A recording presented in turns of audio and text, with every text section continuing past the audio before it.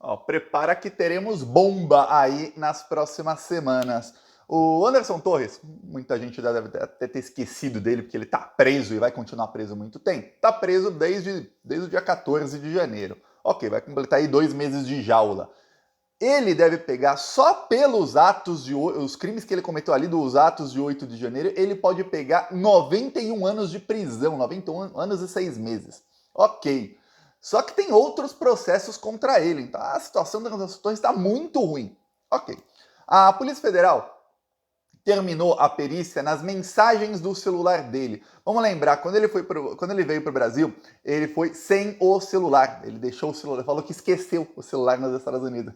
É claro, esqueceu. Pois bem, mas a Polícia Federal conseguiu acesso a mensagens dele que estavam na nuvem. O Telegram, quando você tem ali mensagens, as mensagens também vão para a nuvem. Só que tem uma coisa, a maioria desses políticos da extrema-direita, eles usam WhatsApp na Telegram. Inclusive o Bolsonaro estava nos Estados Unidos numa loja, ele foi fotografado, o Bolsonaro estava com um celular na mão, estava o WhatsApp dele aberto e tinha uma foto do Lula. Alguém mandou uma foto do Lula pro Bolsonaro. O cara fica vendo o Lula 24 horas por dia. Eles usam WhatsApp.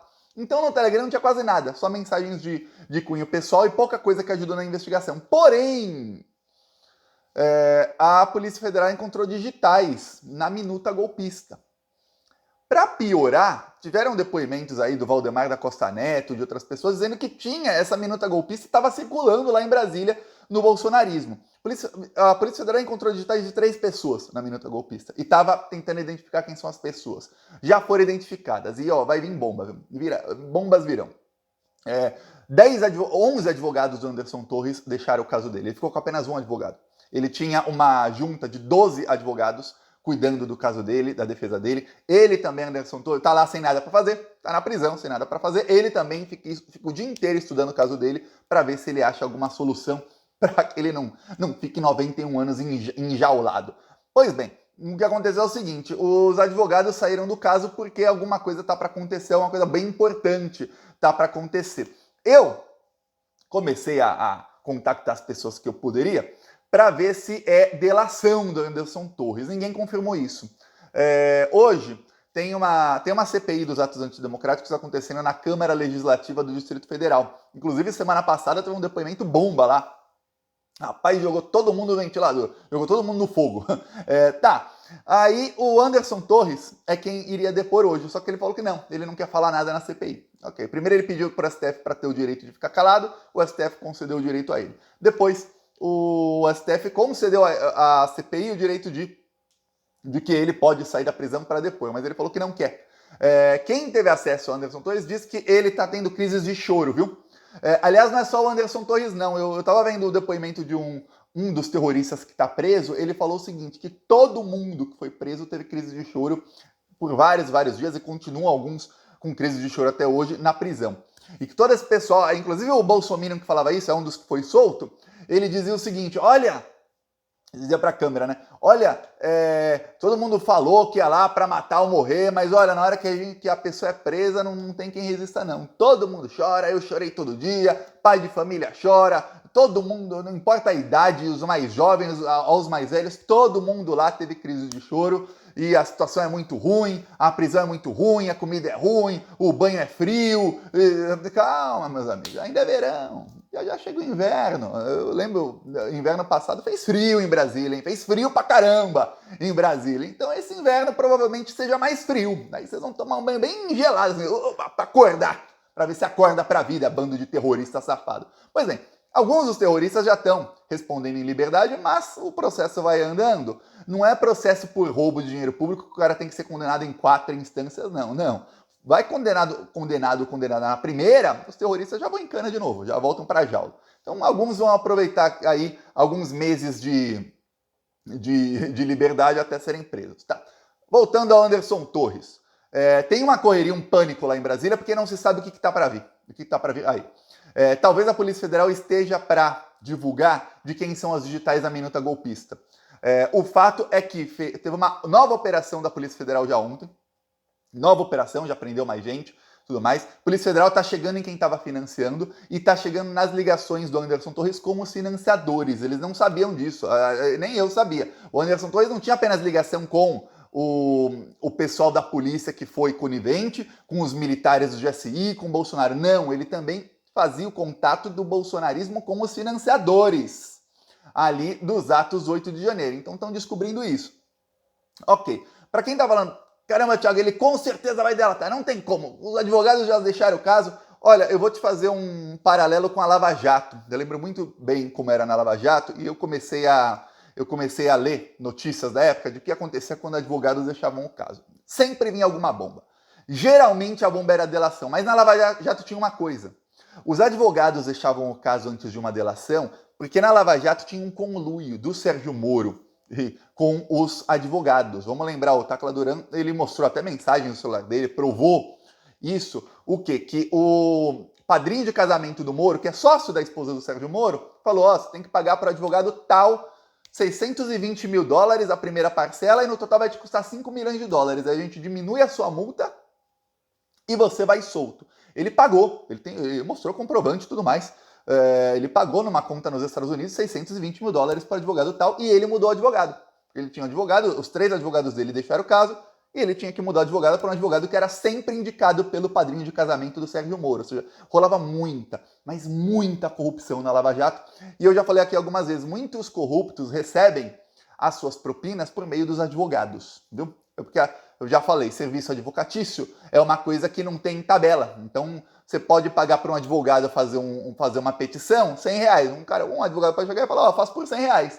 Pode chegar outro e falar, eu faço por R$1 milhão. Mas qual a diferença? É o mesmo documento. Bom, a diferença é que tem a minha assinatura e o timbre ali do meu escritório. É isso. No caso da Lava Jato era isso. Então, muitas vezes eu via, ó, advogados de tal pessoa deixaram o caso, vinha delação dali alguma semana. Advogado de tal pessoa deixaram o caso, vinha delação dali alguma semana. Alguém bateu na porta aqui. Pois bem, vinha delação nas próximas semanas. Algumas vezes os advogados deixavam o caso porque estava para ser preso mais gente. Por exemplo, eu vou te dar exemplo, teve executivo do Odebrecht, os advogados deixavam o caso e logo depois outros executivos eram presos. Eu falava, que coincidência, será que os advogados estavam sabendo que alguém ia ser preso? Não sei. Mas acontecia muito. Dificilmente alguém que mudava todos os advogados mudava porque estava para ter alguma vitória ou porque não ia fazer uma delação. Ou é porque a coisa ia feder, ou é porque ia ter delação, ou as duas coisas. Porque geralmente, antes da delação, vem o quê? Vem uma bomba contra a pessoa para ver, opa, peraí, sua situação é realmente ruim. Aí o cara ficava assim, eita caraca, agora eu me ferrei. E aí vinha a delação depois. No caso do Anderson Torres tem uma coisa, o único advogado que ficou no caso dele é o Roca. Roca é o advogado do Flávio Bolsonaro.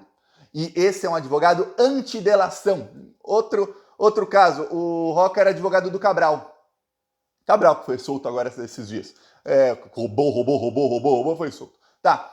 O que acontece? O Roca, ele não queria a delação do Cabral, ele é anti-delação. Aí o Roca não queria. Lembre-se, era a Lava Jato do Rio de Janeiro. O esquema do Bretas era com outro advogado. Tanto é que o Bretas foi afastado aí faz alguns dias, né? O Moro tinha com o padrinho de casamento dele, que tinha com alguns advogados amigos. Um dele, inclusive, sócio da esposa do Moro. Sócio do padrinho e da esposa do Moro também, que era o Malus Armas. Tá.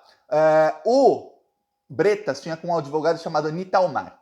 Esse Nitalmar chegava para todo mundo e falava, ó, se você quiser ser solto, se você quiser suas multas serem diminuídas, tudo mais, me contrata que eu tenho contato direto com o Bretas. E aí quem o contratava era solto. Ok. O Roca, ele era advogado do Cabral, ele não queria, veja bem, não era que o Cabral tinha que mudar o advogado para ser o advogado certo para delação. Não. Nesse caso, o advogado é anti-delação, ele não quer. Ele fala, não, eu vou te defender aqui sem você precisar falar mais nada sobre o caso. A partir do momento em que o Cabral demitiu o Roca, ele demitiu, o Roca não saiu do caso, ele demitiu, ele mudou de advogado e fez a delação. Se tivesse esse advogado, estava preso até hoje, o Cabral. Voltamos ao Anderson Torres. O Roca continua no caso. Ele é o único advogado do Anderson Torres. Os outros todos, sócios dele, alguns, saíram, mas ficou o advogado principal, que é ligado ao Flávio Bolsonaro. Então, dificilmente, se ele for delatar, vai ser nas próximas semanas. Dificilmente. Porém, tá para vir bomba. Vamos lembrar uma coisa. Além da minuta golpista, a Polícia Federal achou outros documentos extremamente comprometedores para Anderson Torres. A gente ainda não sabe o que é, mas a Polícia Federal já sabe o que é. A investigação está avançando rapidamente, viu? Está vazando bem pouco o Lula pediu para o Flávio Dino, que eu não sei se é erro ou não, viu? Eu não vou opinar sobre isso agora, vou dar tempo ao tempo. Mas ele pediu para não ter espetacularização do caso. Ele não quer que faça como a Lava Jato fazia. Eu já sou o contrário. Eu acho que pau que dá em Chico tem que dar em Francisco também. Não fizeram contra o Lula? Agora faça contra os fascistas também. Vaza tudo, dane-se. Porém, não. O Lula não está querendo. Por isso está vazando muito pouco. Você percebeu que não tem mais informação sobre essa investigação? Não está vazando quase nada.